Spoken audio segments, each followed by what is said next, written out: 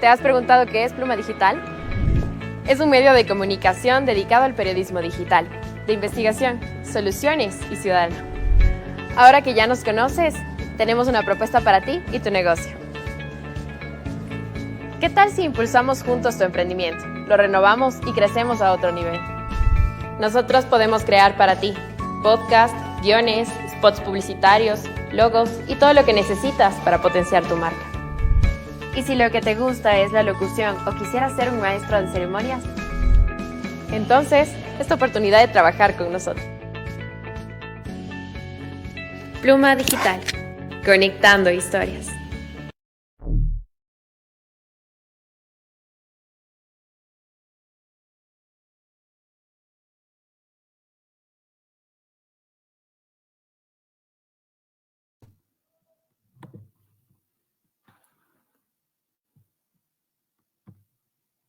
Buen día con todos, estamos nuevamente conectados en esta mañana, saludándoles para poder compartir buena información. Yo soy Felipe Bambar y es un gusto poder estar acá a través de Pluma Digital y a través de la SOI, sobre todo para compartir las propuestas de campaña, lo que está pasando en el país, en la provincia, respecto al día a día, respecto a la realidad, a la inseguridad también que se atraviesa, como es ya de conocimiento público de todos.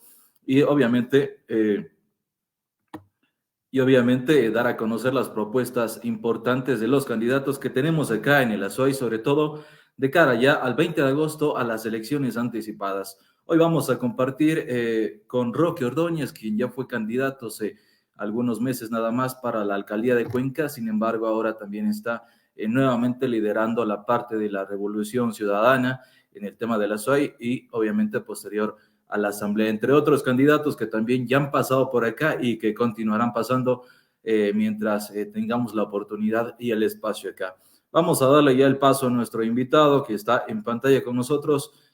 Roque, buenos días, le saludamos acá desde Pluma Digital. Un gusto poder compartir con usted. Hola Felipe, buenos días, un saludo cordial a usted, a la ciudadanía cuencana, Suaya y a nivel nacional que nos escuchen por este prestigioso medio de comunicación. Qué gusto. Roque, bueno, para arrancar de plano, pasamos de este tema de la alcaldía, obviamente no salió favorecido como tal por parte o por el apoyo de la ciudadanía al 100%, sin embargo, continúa liderando el tema de la revolución ciudadana y esta opción de poder llegar nuevamente, pero a través de otro espacio, hablamos de la asamblea como tal. ¿Cómo está, cómo se siente y cuál fue la decisión clave para poder llegar y dar este paso que es de suma importancia para el ASUAI sobre todo? Bueno, es importante poderles comentar, como usted bien menciona, Felipe, hace pocos meses atrás pasamos por un proceso electoral, llevándole siempre adelante una propuesta responsable, coherente con el sentir de los cuencanos. Hoy la historia, digamos, a través de nos trae un nuevos eventos políticos, aceptamos el tema de la candidatura, estamos conjuntamente con nuestros compañeros Leonardo, Mabel, quien le habla, Sandra y Juan, en este proceso coherente, leal, consecuente con el proceso de la Revolución Ciudadana y lo que nosotros buscamos desde el ámbito de nuestras competencias en la Asamblea Nacional es poder llevar esa voz disonante de los azuayos desde el sur del país para poder llevar mejores días y obviamente poder tener un equipo de trabajo conjuntamente con Luisa, nuestra futura presidenta de la República. Es importante la campaña que se viene haciendo en el transcurso de estos días, de esta semana, sobre todo, de acuerdo a lo que ha pasado y a lo que vivimos en el país. Quisiera saber, antes de pasar al tema y las propuestas de campaña, cuál es el sentir ciudadano que se tiene desde usted, desde la parte de la revolución, desde la SUAI, con todos estos hechos que han empañado de manera bastante trágica y la gente está como loca en algunas zonas del país por el tema de la inseguridad. ¿Cuál es el sentir que tienen ustedes como tal? Bueno, el sentir de que como todos los ecuatorianos, con mucha preocupación, pero no de ahora, Felipe. Nosotros hemos venido cuestionando, objetando durante muchos años del inicio, digamos, cuando se empezó a romper el plan de trabajo en el gobierno de Moreno y de Lazo, que al final terminaron siendo lo mismo. Nuestra organización, nuestros dirigentes en cada espacio, a nivel parroquial, cantonal y a nivel nacional, lo hemos venido denunciando sobre la falta de capacidad. Y en el caso puntual, en este caso del actual presidente de la República, Guillermo Lasso, hay una incapacidad manifiesta, no saben de la cosa pública, eliminaron los ministerios del Interior, eliminaron el Ministerio Coordinador de Seguridad, eliminaron el Ministerio de Justicia. Y esto nosotros lo hemos venido reclamando durante muchos años atrás, cuando veníamos claramente viendo una desinstitucionalización por parte del gobierno de turno. Y hoy son las consecuencias. El efecto es poder que se ha venido desarrollando durante muchos años y nosotros lo hemos venido denunciando ya hace algún tiempo atrás, Felipe. Justamente, y en este plano hay propuestas claras y claves que tienen que hacerse desde el tema de los partidos o movimientos políticos que están acá. Quisiera saber cuál es esa propuesta clave que se tiene, porque se ha hablado mucho y creo que la mayoría de candidatos han dicho el tema de vamos a luchar por esta vialidad de la SUAY, vamos a cambiar el tema de la cárcel de Turi, vamos a hacer todo el tema de obras que hacen falta y se han comprometido, se comprometen, hablemos entre comillas ahora, pero ¿cuál va a ser esa propuesta de manera sincera, honesta, que tiene como tal Roque Ordóñez si es que llega con el apoyo ciudadano el 20 de agosto a la Asamblea Nacional? Bueno, primero siempre decirle que los asambleístas no hacemos obra pública, nosotros fiscalizamos, Claro, en la proponemos. parte legislativa, obviamente. Así es, efectivamente, nosotros fiscalizamos, aprobamos un presupuesto y obviamente en ese presupuesto es importante poder determinar lo que ya lo hicimos con el compañero Rafael Correa, más obra pública, inversión. Nosotros tenemos varias escuelas del milenio abandonadas por parte de este gobierno, tenemos varios UPCs que se caen a pedazos.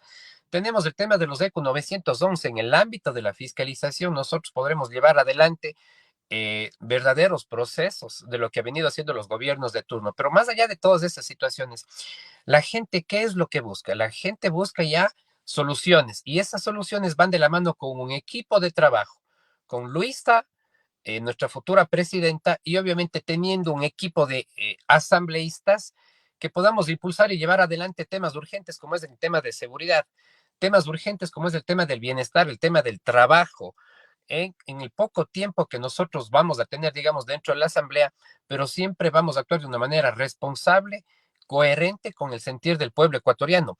Los otros candidatos van a decir qué es lo que ellos van a hacer.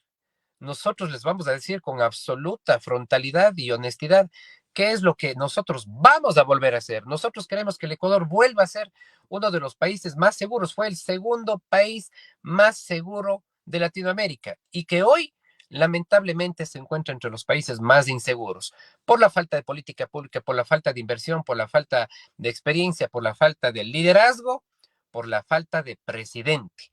Tengan la certeza y la seguridad que a partir del 20 de agosto nosotros vamos a tener una compañera presidenta que vaya acorde al sentir del pueblo ecuatoriano. En este sentir, ciudadanos, sobre todo, se habla mucho y se hace ese análisis político, sobre todo de que la gente tal vez va a elegir nuevamente el pasado, entre otras opciones que ya han estado antes postulándose para el tema de la presidencia del Ecuador. Sabemos que la campaña se sigue trabajando en este tema de los que hacen parte de su movimiento, obviamente.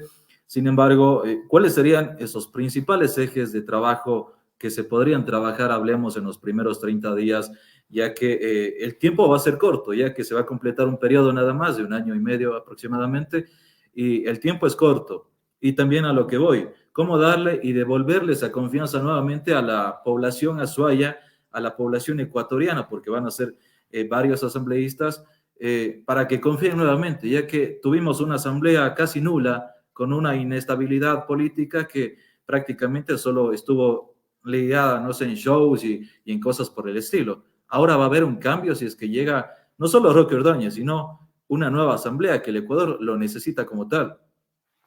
Sí, es verdad, hubo una asamblea desprestigiada, digamos, pero hay que reconocer y valorar, digamos, nosotros tuvimos 47 compañeros asambleístas que pudieron llevar adelante un proceso real, sincero, honesto, con el sentir del pueblo ecuatoriano, y es por eso que estamos hoy nuevamente en elecciones. A la ciudadanía, que analicen a los candidatos, de dónde vienen, quiénes les financian, a qué organización política representan, porque nosotros vemos ahora claramente ha habido un alquiler de los movimientos políticos en donde hace unos años participábamos con unos, hace pocos meses atrás con otros y hoy estamos nuevamente con otros movimientos.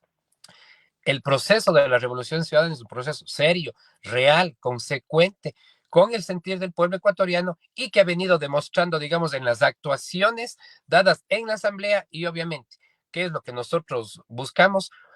Tenemos la certeza, la seguridad que vamos a tener la confianza del pueblo ecuatoriano como ya lo tuvimos en la década con el compañero Rafael Correa. Bueno, para los amigos que están conectándose con nosotros, estamos ahora en entrevista con Roque Ordóñez, quien es candidato a la Asamblea Nacional.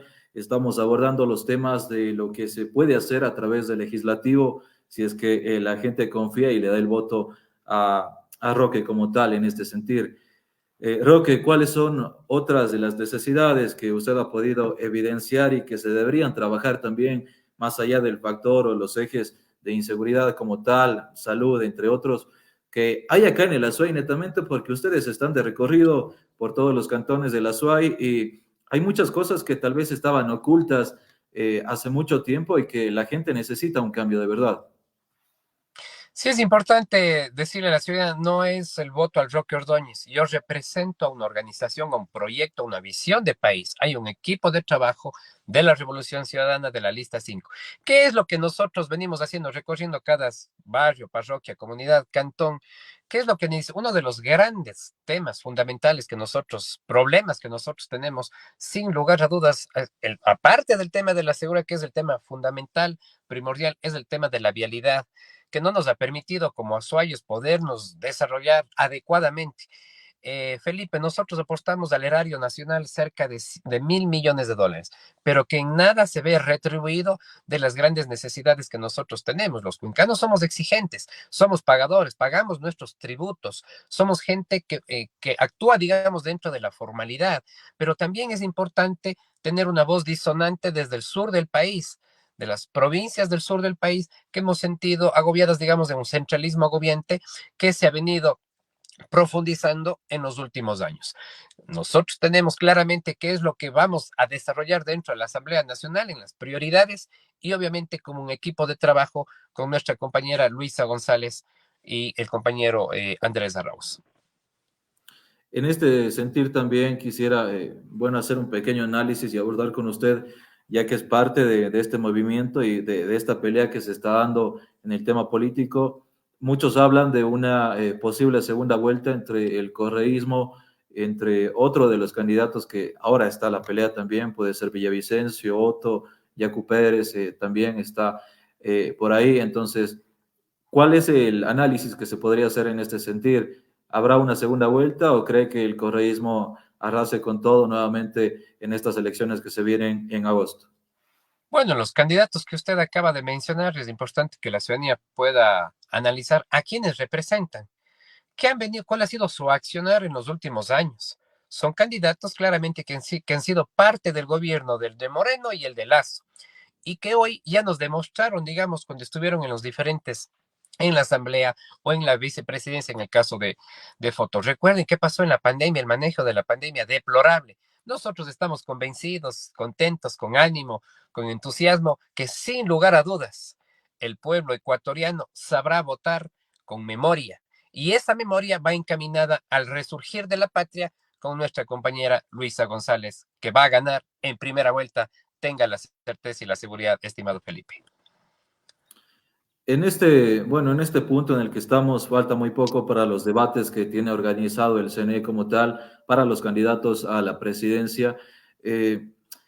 Han habido muchas situaciones dentro de los últimos días y quisiera puntualizar este tema de lo que ha sido el video del candidato Arauz como tal, de lo que se ha dicho y de lo que se ha podido ver en este tema de sentarse en una mesa y hablar con los más buscados, con las personas que están haciéndole daño al país. ¿Cómo se entiende este mensaje? ¿Hubo una equivocación tal vez por parte del candidato? ¿O a qué se debe el decir esto de una manera, no sé, tal vez sin análisis, sin pensarlo dos veces?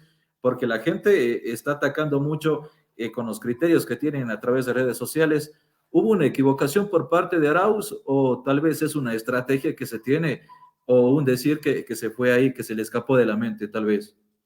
¿Qué es lo que nosotros hemos venido viendo? Ataques permanentes, no solo al compañero Andrés Arauz, a la propia compañera Luisa, por su condición de mujer, por ser madre soltera. Es decir, claramente vemos nosotros una desesperación de los grandes medios de comunicación, de los troll center, que ya se han venido denunciando a través de las redes sociales, donde claramente el gobierno de turno, el gobierno de Guillermo Lasso, viene impulsando una campaña atroz, una campaña sucia, que para poder desprestigiar, digamos, la capacidad, el liderazgo, la responsabilidad de los candidatos de la Revolución Ciudadana, que ya lo han venido demostrando en su accionar en los diferentes espacios públicos, Felipe.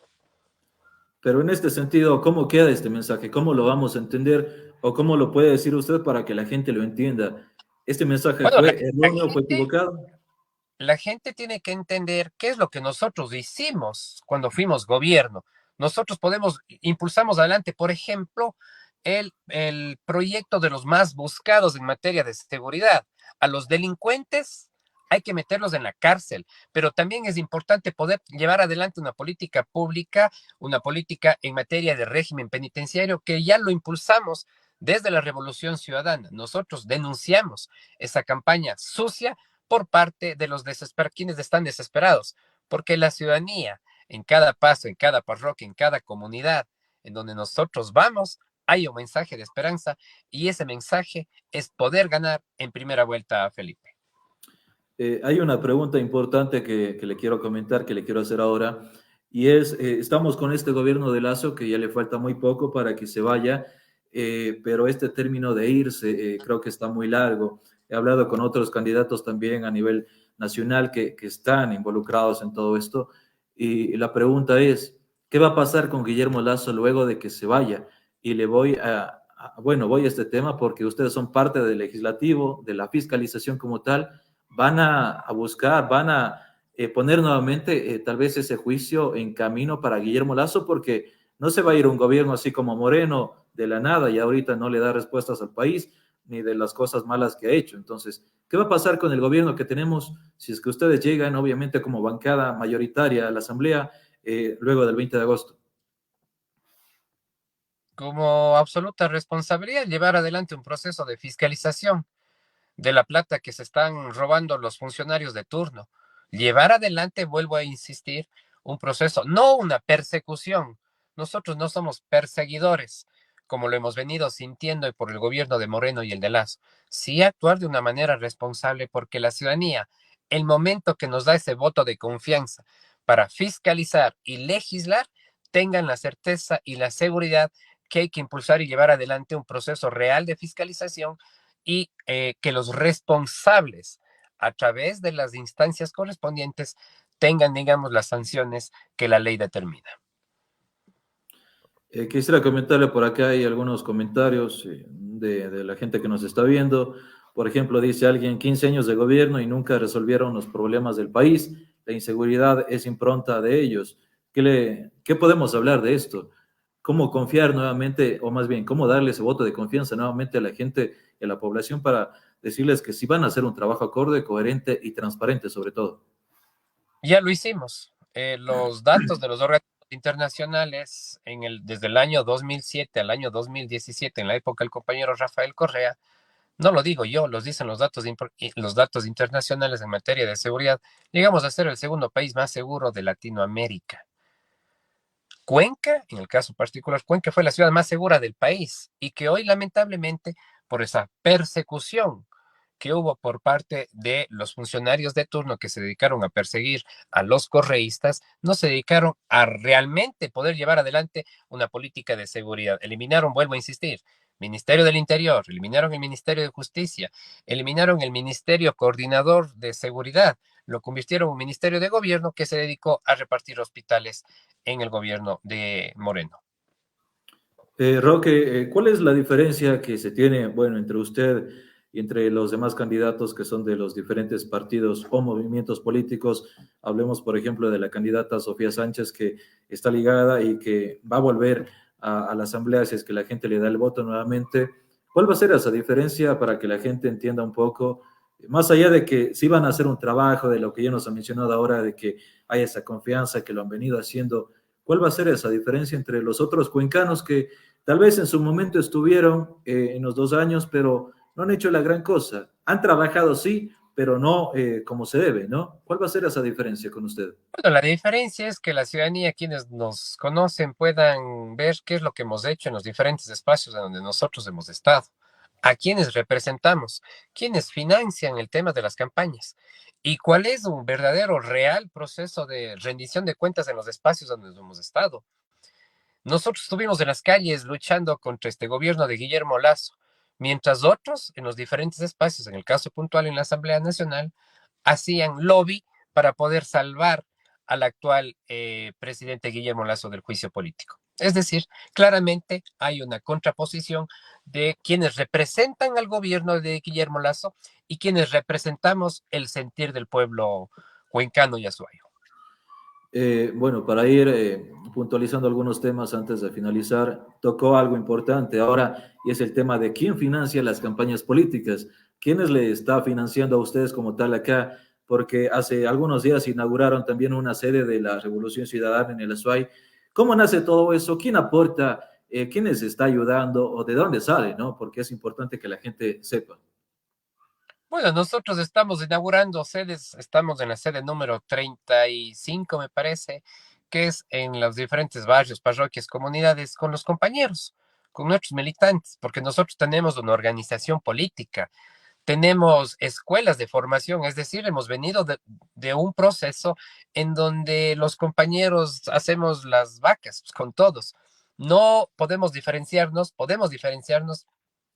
de estas campañas millonarias que ya vemos aquí en el Cantón Cuenca, en la provincia de La Suay. Nuestra campaña más bien es bastante austera, de caminar, de hablar con la gente, de llevar ese mensaje de esperanza y claramente hay una gran diferencia de quienes representan a los candidatos del gobierno y quienes representamos a los candidatos de las clases populares. Quisiera que nos ayude también con ese tema. Sabemos que la candidata Luisa vino hace unos días nada más a la ciudad de Azogues, a la parte del Cañar. ¿Cuándo va a ser la visita que tenga a los cuencanos, a los azuayos, netamente acá? ¿Y cuáles van a ser esas propuestas claras y claves que se tengan desde la presidencia, desde su candidatura para los cuencanos y cuencanas? Si nos puede ayudar Es con eso. importante, la compañera Luisa González estará visitando el día de mañana viernes, estará visitando la ciudad de Cuenca con una agenda apretada, conversando con varios sectores de la ciudad, con dirigentes de los diferentes espacios, mercados, plazas, cámaras, es decir, mujeres, jóvenes. Hay una agenda súper nutrida, digamos, de la visita de nuestra compañera Luisa y obviamente nosotros estaremos apoyando, impulsando en los diferentes espacios en esta visita que tiene ya el día de mañana nuestra compañera Luisa. Interesante, gracias por ese dato. Para ir cerrando, por acá nos preguntan, ¿qué va a pasar con la tabla de consumo?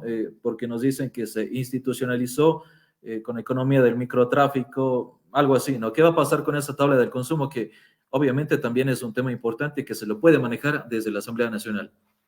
Sí, es importante que la ciudadanía conozca que la tabla de consumo vino una propuesta por parte de la Defensoría del Pueblo. Es simplemente para poder diferenciar entre una persona adicta, una persona enferma por un tema de salud pública y una persona que realmente se dedica al microtráfico. Siempre es importante poder revisar, no, nosotros más bien vamos con ese ánimo, con ese entusiasmo de poder revisar aquellas normativas que realmente, objetivamente, no políticamente, digamos que se han dado a través de los medios de comunicación. Vuelvo y repito, hay una tabla del uso y consumo de las drogas que se diferencia entre los consumidores, que es un problema de salud pública, y quienes se dedican al microtráfico. No podríamos nosotros permitir que una persona enferma, una persona adicta, se catalogue como un microtraficante. Eso hay que analizarlo y hay que poder impulsar los mejores criterios para poder llevar adelante normativas acorde al sentir del pueblo ecuatoriano. Roque, finalmente el mensaje para los azuayos, azuayas.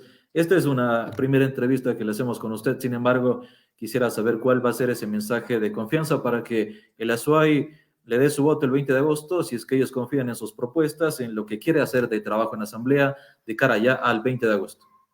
Bueno, es importante, vuelvo a insistir, nosotros representamos a una organización que va acorde al sentir del pueblo ecuatoriano, y ya lo hemos venido desarrollando en los diferentes espacios en donde nosotros hemos podido servir a los cuencanos, a los azuayos, más bien con ese ánimo, con ese entusiasmo, analizar bien las propuestas, los planes, programas y proyectos a quienes representan los candidatos, qué es lo que han venido desarrollando, y obviamente los otros candidatos les van a decir qué es lo que van a hacer.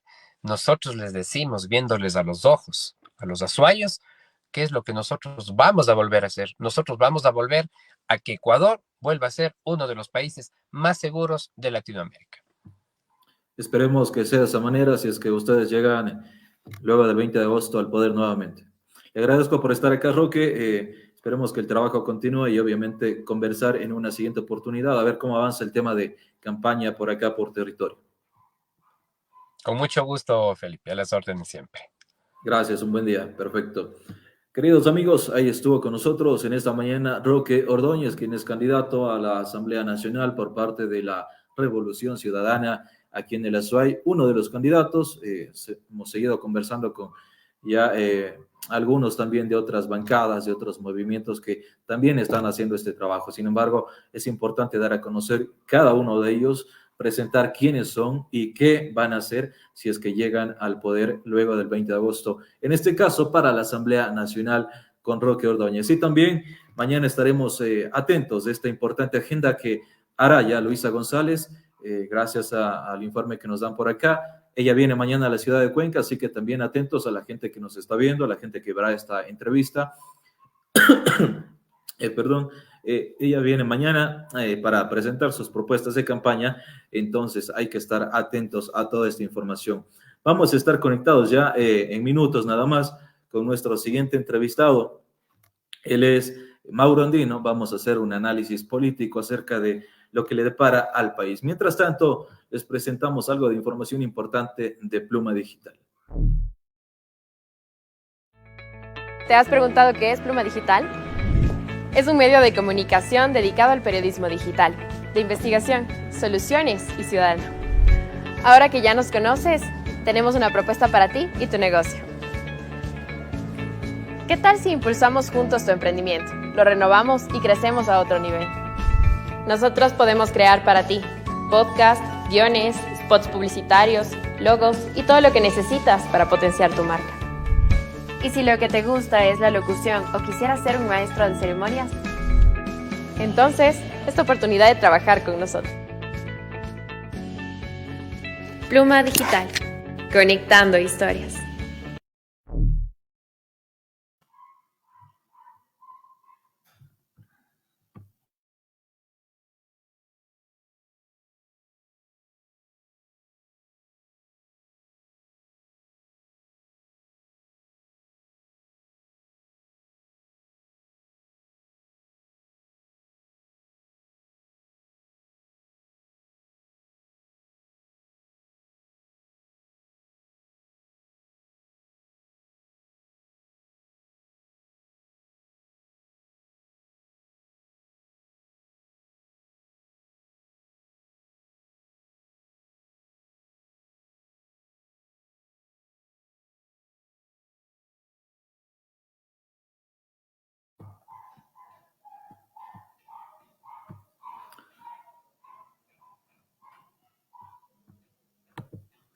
Bueno, seguimos en vivo a esperas ya de minutos para poder hablar con nuestro invitado. Sin embargo, queremos comentarles algo de información importante que se ha dado en los últimos minutos, en las últimas horas, acerca de lo que ha dicho el gobierno nacional sobre la retención, que ya lo hemos venido hablando desde este inicio de semana, sobre lo que ha pasado en la penitenciaría del Litoral, en la parte de Esmeraldas también, en otras ciudades como en la parte de Turia, hablamos aquí en la ciudad de Cuenca, respecto al tema de las cárceles y de la situación tan complicada que se ha venido viviendo y atravesando en los últimos días. El gobierno nacional ha dicho que la mayoría, bueno, según el informe que lo presenta a través de su comunicado de prensa, que todos los agentes de seguridad que fueron retenidos en varios centros de privación de libertad ya han sido liberados. Eso lo dijo en algunas horas, entonces queremos presentar esta información actualizada también para ustedes sobre lo que ha sido esta situación bastante complicada en torno a la parte del Guayas, sobre todo, y a la parte de Esmeraldas.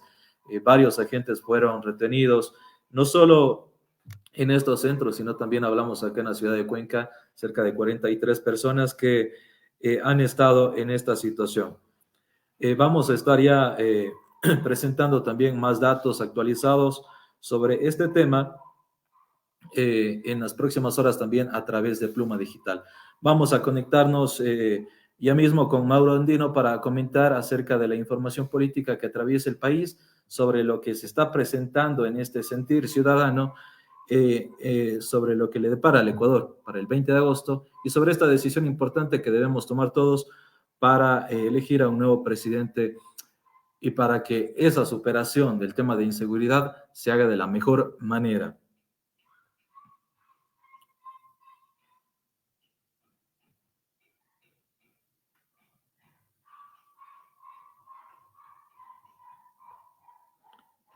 Perfecto, mientras tenemos contacto vamos a seguirles presentando algunos datos más acerca de lo que ha sido las noticias de Ecuador y sobre todo estos temas importantes que han pasado en los últimos momentos.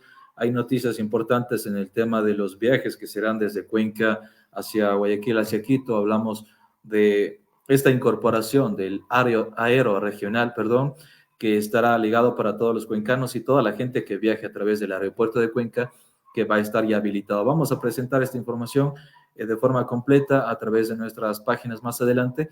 Sin embargo, ya se ha dado este comunicado que van a haber más viajes, nuevos viajes, para que la gente pueda moverse a través de la parte aérea entre lo que compete y que conecta a la ciudad de Quito, Cuenca, entre otros, ¿no? Que va a estar muy importante. Esto se está haciendo en pro de poder manejar una forma más segura, más ágil de poder viajar, pero también de transformar al aeropuerto de Cuenca y hacerlo de manera internacional. Tanto no físicamente, pero sí a través de los trámites, a través de los viajes, de la incorporación de nuevos chequeos y que se lo pueda hacer de esa manera. Entonces, es la información que nosotros tenemos y les podemos presentar en esta mañana también de lo que ha sido la actualidad para la gente que nos ve desde Cuenca, desde otras partes. Sabemos que mucha gente de la costa, de las ciudades del norte llegan acá y son parte importante, ya que venir en un viaje largo por vehículo, por tierra, se complica por el tema de lo que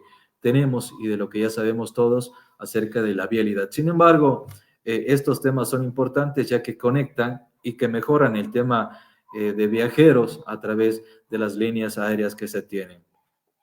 También a través de la información que queremos darles a conocer sobre el tema migratorio, ya lo dijimos ayer, una de las personas de acá de La Suay, una mujer súper joven, de 23 años, había fallecido en la parte de la frontera, hablamos en el desierto, en su viaje que quería hacer como una travesía para llegar a los Estados Unidos. Lamentablemente el clima que se tiene a nivel mundial, pero sobre todo las altas temperaturas a nivel de la parte norte, hablamos de Norteamérica, Centroamérica, son bastante fuertes, más de 45 grados, que hacen que las personas que no están adaptadas a este clima sufran estos estragos y prácticamente ella lo padeció con su vida, con ese viaje que lo hizo. Y ese es otro de los acontecimientos que se dan, otro de los temas en el punto de migración que se tienen, ¿no? Y una de las noticias también actualizadas y preocupantes es la situación de los migrantes, obviamente, ecuatorianos que viajan a Estados Unidos. Esta información la presentamos a través de Ecuador Inmediato. Un reportaje de Univisión muestra la dura realidad de las madres ecuatorianas que tienen que salir junto a sus hijos a las calles de Nueva York a realizar ventas ambulantes como si fuera Cuenca, como si fuera alguna parte del país de este Ecuador.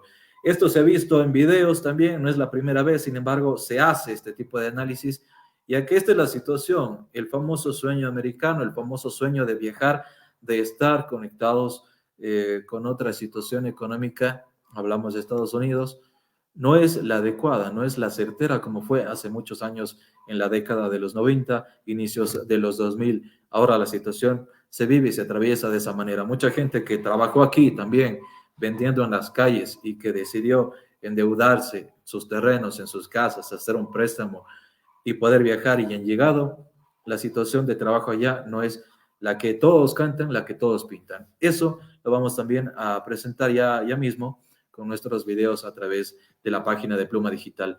Vamos a darle el paso ya a nuestro siguiente invitado, él es Mauro Andino Espinosa. Ya hemos compartido con Mauro hace algunos meses, cuando fueron las elecciones anteriores. Sin embargo, queremos hacer un análisis importante acerca de lo que le depara al Ecuador luego de la salida de Guillermo Lasso en esta situación tan grave que atraviesa el país. Mauro, te saludamos desde Cuenca. Bienvenido a Pluma Digital. Muy buenos días, estimado Felipe. Gracias por la invitación. Un saludo cordial para toda la gente de Cuenca y de la provincia de La Suay. Gracias por estar conectado acá y queremos avanzar de inmediato. ¿Cómo analizamos, Mauro, el tema que atraviesa el Ecuador en temas de inseguridad, en este tema político que ha sido un declive para todos los que hacen política, pero sobre todo para los ecuatorianos que tienen que sufrir esta inclemencia del gobierno en muchos factores, sobre todo en el tema de inseguridad que vuelve y repite? Realmente estamos atravesando una tragedia, es una situación catastrófica, los índices de inseguridad se han disparado.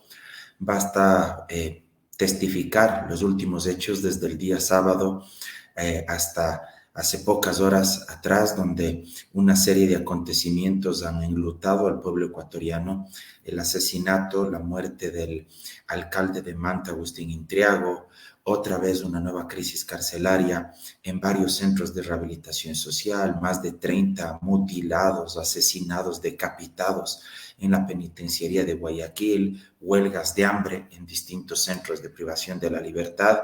En fin, creo que es un estado prácticamente de caos absoluto, de desbordamiento institucional. El Estado ha sido incapaz de garantizar los derechos fundamentales de los ciudadanos, como son la vida, la seguridad ciudadana, y esto ha conducido a su vez a la pérdida de nuestras libertades individuales. Prácticamente nadie se siente seguro de salir con absoluta tranquilidad al espacio público, a la calle, ir a tomar un café, ir a comer algo, ir al parque, porque no sabe si regresará con vida. No sabe qué es lo que les va a pasar a sus seres amados, a sus seres queridos. Realmente es una situación de suma preocupación, y uno podría incluso llegar a pensar que existe cierta anuencia, cierto contubernio, ciertas alianzas estratégicas con distintos actores y agentes políticos que manejan, que administran el Estado en las actuales circunstancias, porque uno no puede entender por dónde ingresan las armas a las cárceles, quién las ingresa, porque no caen del cielo, alguien las mete, y eso indudablemente pasa por Policía Nacional, por miembros del sistema de rehabilitación social. Uno no puede entender cómo es que el Ministerio del Interior apenas tenga ejecutado el 8% del presupuesto asignado para este año, a pesar de que es el ministerio que debería pedir más recursos por la crisis de inseguridad. Entonces, claro, uno empieza a creer que no solo es incompetencia, sino que también hay mandos, hay distintos actores que lo que pretenden justamente es propiciar el caos y favorecer a determinados grupos delictivos. Y en este sentido, digámoslo de esta forma, pasa todo esto en torno a la campaña que tienen los políticos para llegar a la presidencia y a la asamblea como tal. ¿Cómo analizar y cómo les toma a ellos esto de acá? Porque mucho se habla y mucho se dice del tema de inseguridad, pero que pase esto justamente en campaña resulta algo más complicado, ¿no? ¿Cuál sería ahora el mensaje que se podría analizar y que ellos tendrían que dar o que cambiar, por ejemplo, de acuerdo a lo que pasó en Manta, a Esmeraldas, al tema carcelario con los agentes retenidos y con todo lo que, bueno, ya se sabe, ¿no? Del tema de armas dentro de las cárceles, entre muchas otras cosas más? ¿Cuál sería el mensaje que se tiene que cambiar? Porque hay que cambiar algo.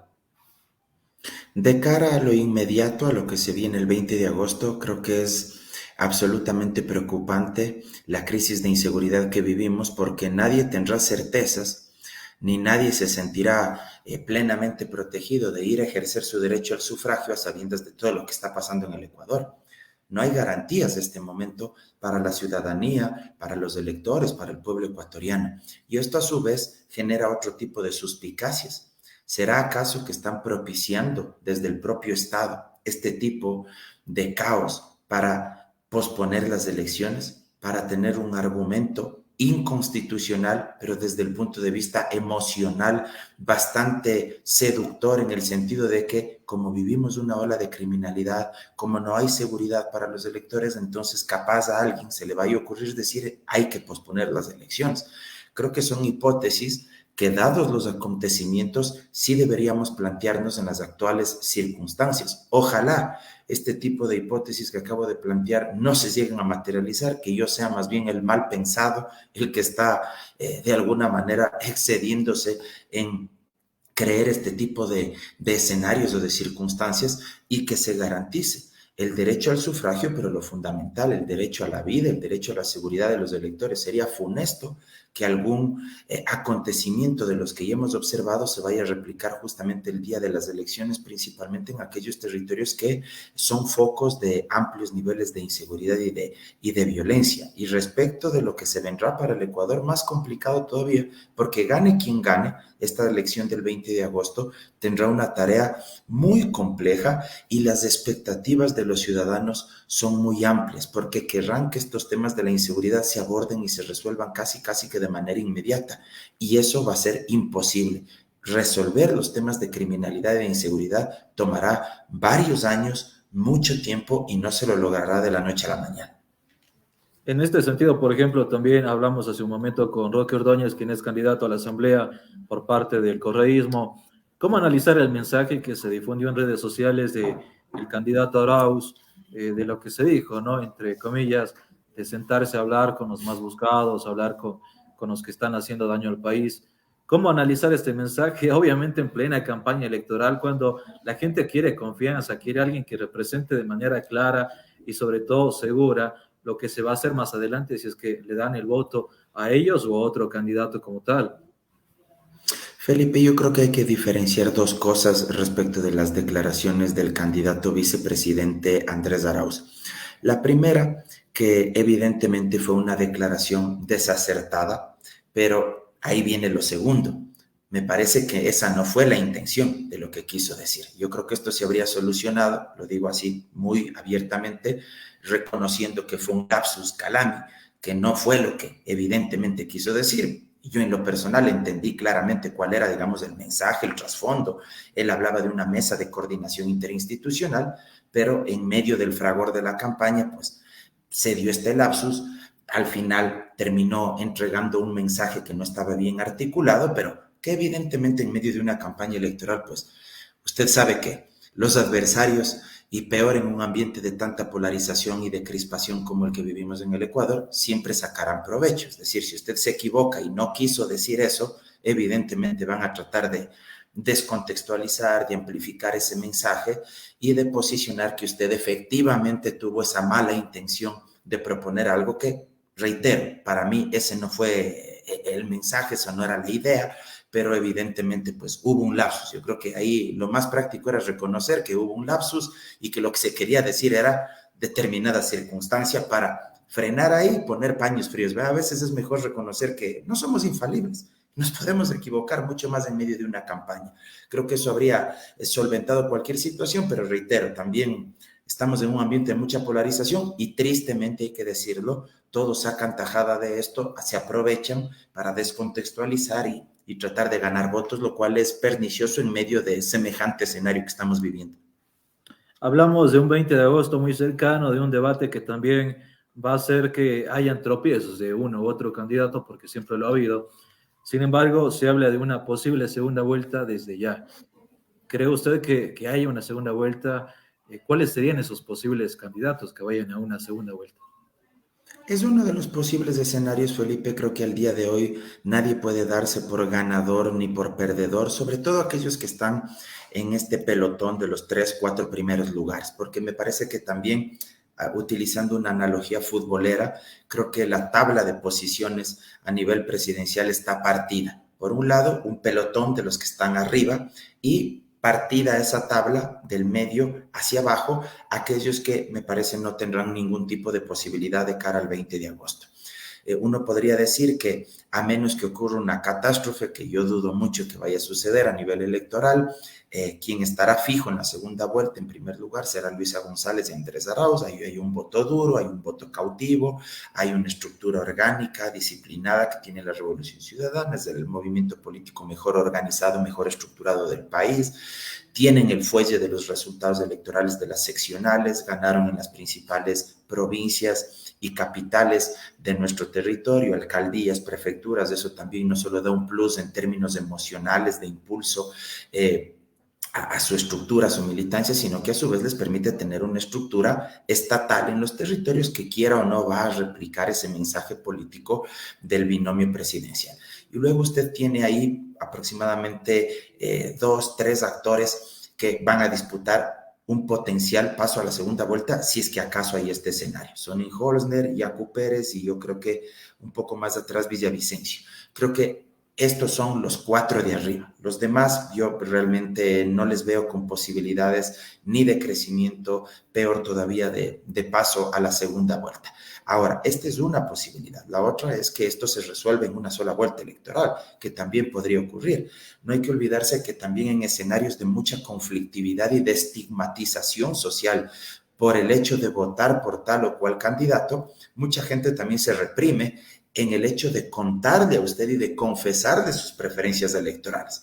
Entonces, a mí no me sorprendería, por ejemplo, que llegue el 20 de agosto y mucha gente que decía que iba a votar por otro candidato termine votando por otro candidato o candidata, ¿sí? O mucha gente que le decía a las encuestadoras que aún no sabía por quién votar, realmente en el fondo sí tenía ya definido su voto, pero que por un tema de estatus, por un tema de evitar conflictividad o estigmatización, prefería reprimirse, guardarse su elección política y no difundirla, lo que se conoce como el famoso voto oculto o la famosa espiral del silencio que hablan algunos académicos. Eso también podría suceder y eso podría devenir en que este voto oculto termine por favorecer a alguien, en particular, creo yo, al binomio de la Revolución Ciudadana, pero como le dije, esto aún habrá que verlo y habrá que saber si es que esto finalmente sucede el 20 de agosto.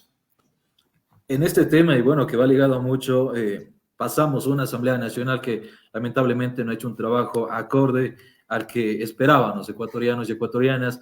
¿Cómo tener esto también en mente? Porque no hay una confianza todavía por quiénes van a ser los buenos candidatos que van a llegar a la Asamblea, van a haber otros repetidos, como se dice, ¿no? Cromos repetidos nuevamente, pero habrá una confianza nuevamente que la Asamblea cambie, porque este es un trabajo no solo del gobierno como tal, sino es un trabajo en conjunto con todos. Entonces, ¿qué opina o cómo analizamos a la gente, perdón, sobre este tema que también va a ser de suma utilidad para lo que será ya el 20 de agosto? Mire, Felipe, es verdad que todos quisiéramos tener una mejor asamblea, un mejor parlamento. Históricamente las asambleas, los congresos no son precisamente instituciones muy bien valoradas, entre otras razones porque los parlamentos, a diferencia de otras instituciones políticas, no hacen obra pública. En una asamblea usted básicamente va a legislar y va a fiscalizar.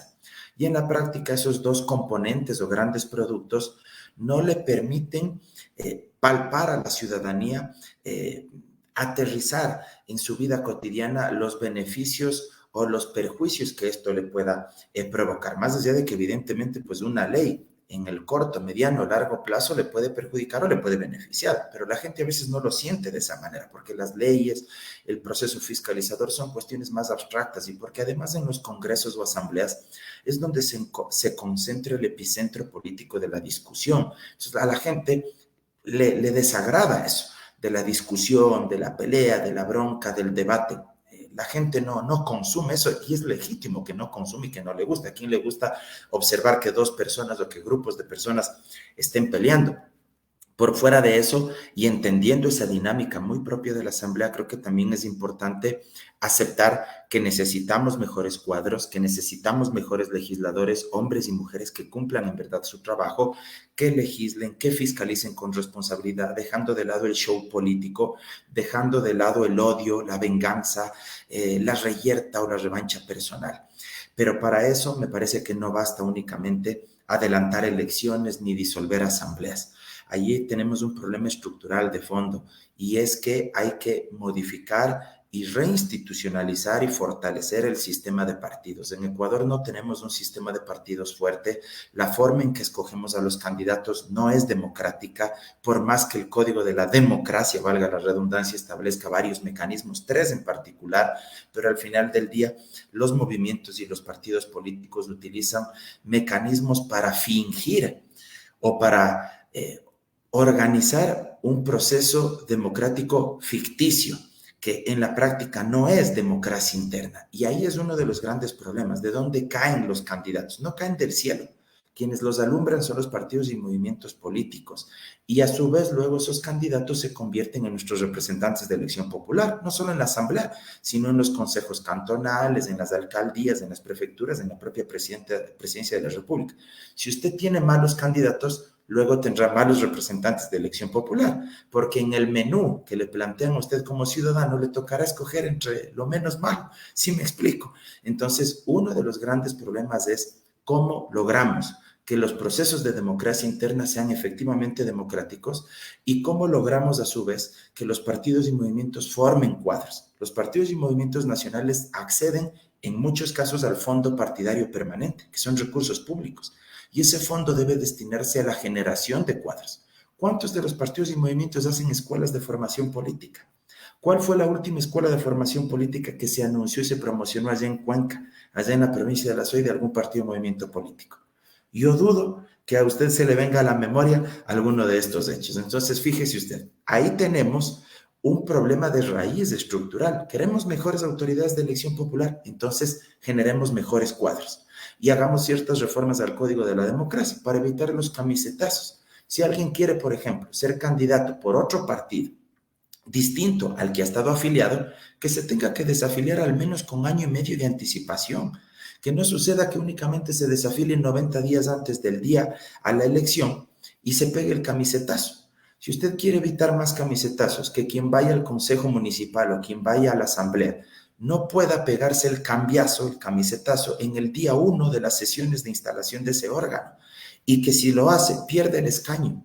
Ese tipo de circunstancias me parece que hay que modificarlas, hay que regularlas, hay que reducir el número de invitados en los partidos y movimientos y establecer un porcentaje de que al menos el 80% de candidatos de un partido o movimiento sean militantes, es decir, personas que estén afiliadas a ese movimiento con al menos 2 años de anticipación. ¿Qué lograríamos con eso? Evitar que estén cooptando personajes famosos que nunca han militado en ese partido o movimiento y que de pronto llegan a elecciones y hoy por hoy son candidatos de esa organización sin saber ni qué proponen ni qué principios ideológicos defienden.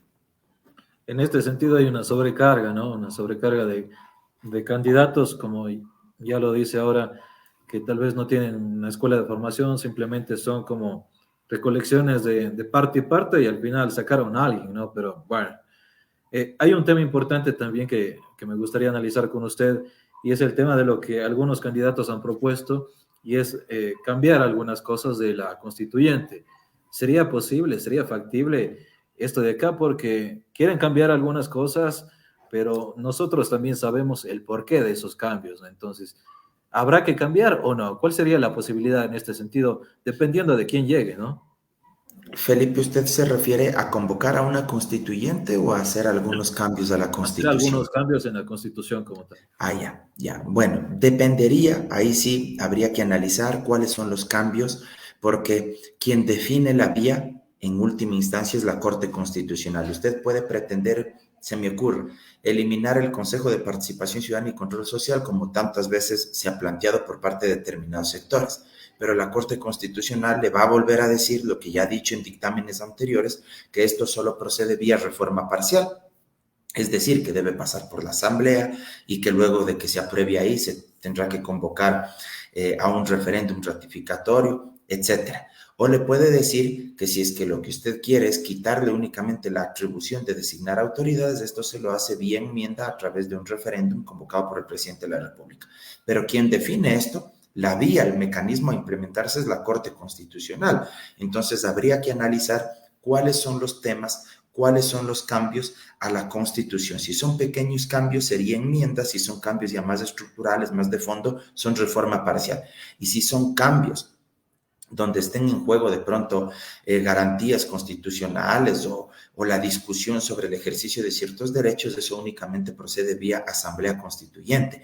Ahora, si es que la otra cuestión es de plano una constituyente, yo le veo el escenario bastante complicado porque hay que atravesar varias etapas, varios filtros. Tal vez una constituyente sea necesaria, pero el problema no solo es qué tan necesaria es o no, sino si es que el andamiaje institucional y las reglas del juego democrático le permiten llegar a esa constituyente.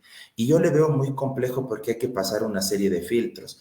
Primero, que la Corte Constitucional, una vez más, le diga que efectivamente lo que usted quiere proponer se lo hace a través de constituyente.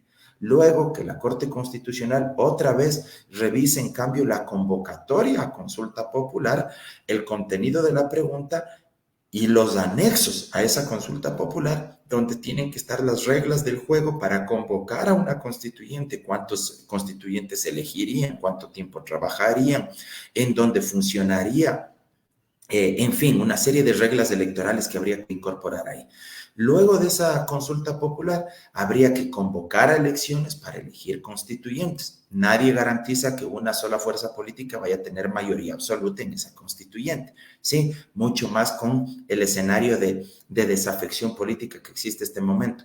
Luego de esa elección de constituyentes, habría que instalar la constituyente, redactar el borrador de constitución y luego que se apruebe ese borrador de constitución, convocar nuevamente a una elección para que en referéndum la gente se pronuncie a favor o en contra de esa constitución. Entonces, son temas bastante complejos. A veces en el discurso uno puede hacer muchas afirmaciones, pero creo que si uno se sienta con cabeza fría a analizarlos, hay que seguir una serie de parámetros que en la práctica no son sencillos de cumplir.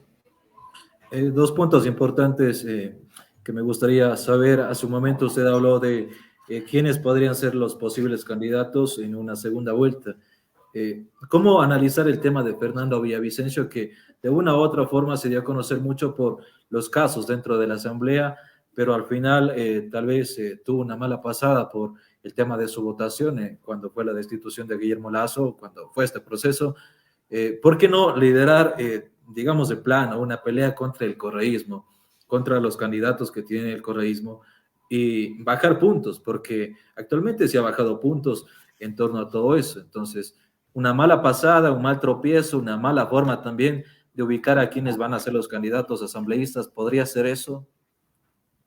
A ver, en el caso de Villavicencio, yo creo que de todos los binomios presidenciales es el que menos experiencia tiene en cuanto se refiere a administración pública.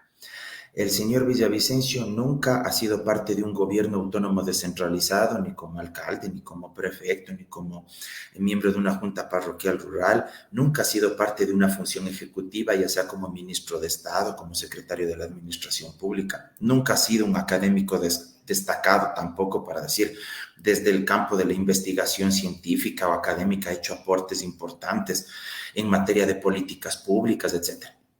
Yo creo que es el más débil en este sentido porque además sus propuestas, lo digo abiertamente, si es que acaso tiene propuestas, sobre todo se afincan en lo que usted bien mencionaba, un discurso muy beligerante donde ha construido un enemigo político. ¿Cuál es el enemigo político de la Revolución Ciudadana? Lo que se conoce coloquialmente como el correísmo. Esa es su propuesta de gobierno, luchar o combatir contra el correísmo. Esa es una propuesta o un proyecto de Estado. Ese es un proyecto de Estado-Nación, es un programa de gobierno, y la respuesta tajantemente es no, eso no es un programa de gobierno.